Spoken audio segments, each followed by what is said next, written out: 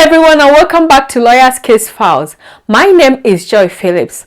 On this episode, we will be talking about the unfortunate assassination of the entire family of Mr. Kehinde Fatinoye, an ex-employee of the Central Bank of Nigeria, at their Ibara GRA home in Abeokuta, Ogun State capital, on New Year's Day.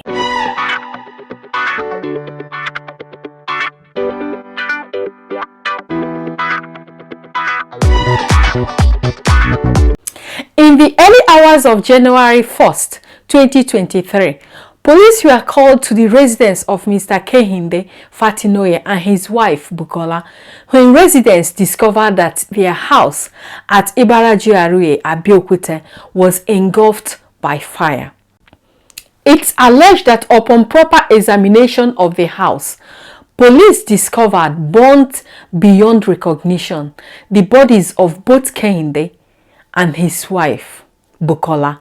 As at the time their bodies were discovered, it was not clear whether the couple had died before their bodies were set on fire, or whether they were alive when the house was set on fire, leaving them to burn to their death in the raging fire.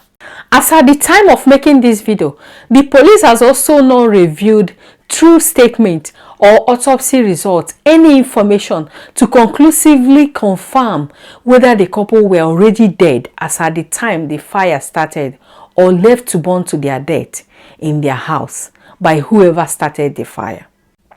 Perhaps if the police already have this information, they may understandably prefer to keep it quiet and away from the public, as revealing the exact manner and cause of death may jeopardize their investigation at this point. Similarly, as at the time of recording this video, it has also not been made public whether the perpetrators trailed the family back to their house as they drove home from their church after the New Year's crossover service, or whether the arsonists were already in the house waiting for the family to come home from the New Year's crossover service before they attacked. There have been a lot of speculations in this regard as to what exactly happened to the couple, but in my opinion, it could have been any of the above, because both scenarios were clearly possible. It could have been that the perpetrators trailed and followed the family as they were coming back home from the New Year crossover service to their house, or they were already inside the house laying ambush and wait for the family to come back. But then again, both scenarios also raise questions. For example, if the couple were followed back to their house, wouldn't they or someone else have noticed that they were being followed and raised an alarm? And on the other hand, if the perpetrators had entered the residence and laid in wait for the family to come back, how then did they gain entrance into the house? This is also bearing in mind that the residence is located in GRA, where security is usually relatively good. Reports show that Kehinde and Bukola Fatinoye lived at their Ibara GRA residence with their only surviving son, Oreoluwa Fatinoye, and another young man simply identified as their house help or domestic worker. It appears that all the four occupants were present in the house when this attack happened. Police said that while the bodies of Mr. Fatinoye and his wife were discovered burnt beyond recognition inside their house, their only son Oreoluwa and the domestic worker were abducted and taken to an unknown destination by the perpetrators of this crime.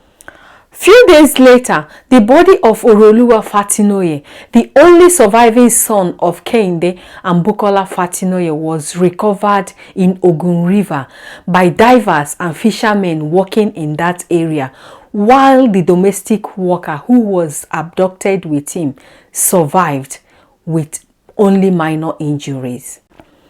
His survival with only minor injuries has expectedly generated both positive and negative reactions from people on social media. While some people see him as just one of the 4 victims in this crime, others have expressed their concern, suspicion, and doubt over his roles in this unfortunate incident. Personally, whatever be the case, I am very happy he has survived this attack.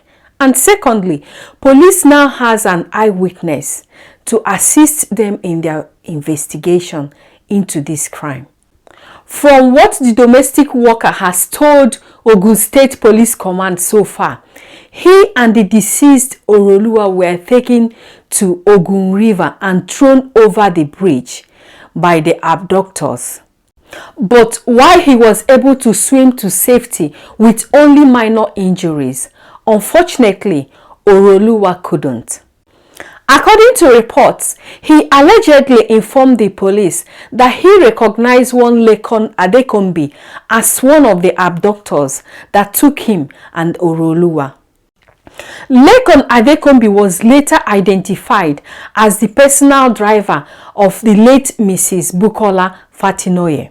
Just a few days into this case, and probably following this witness information, the Ogun State Police Command came out to announce to the public that they have made some arrests in this case, suggesting that they have 2 suspects in their custody. This announcement was followed by promises of swift judgment for the Fatinoyes. However, as at the time of making this video, the latest information we have is that Lekon Adekombi, the driver who was arrested in connection with this crime, has allegedly escaped from police custody. This allegation has also got people talking on social media and questioning whether in fact the police will be capable of getting justice for the Fatinoyes in this case. So far, Ogun State Police Command has neither confirmed nor denied this allegation. Personally, I feel so sad about this case.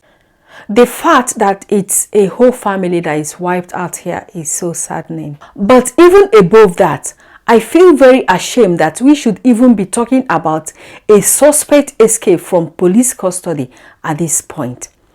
How do we explain that to the family and friends of the deceased couple that need justice for their loved ones? As usual, we really want to give the police and the appropriate authorities the benefit of the doubt that they are capable and will do the right thing in this case.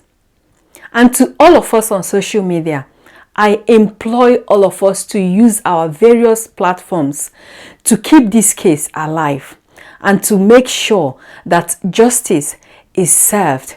That brings us to the end of this episode. I hope you learned something. Thank you very much for spending your time with us today. Please don't hesitate to drop your comments and opinions in the comment section below as we enjoy reading from you. Until next time, like and share this video and don't forget to stay safe out there. Thank you and see you next time. Bye.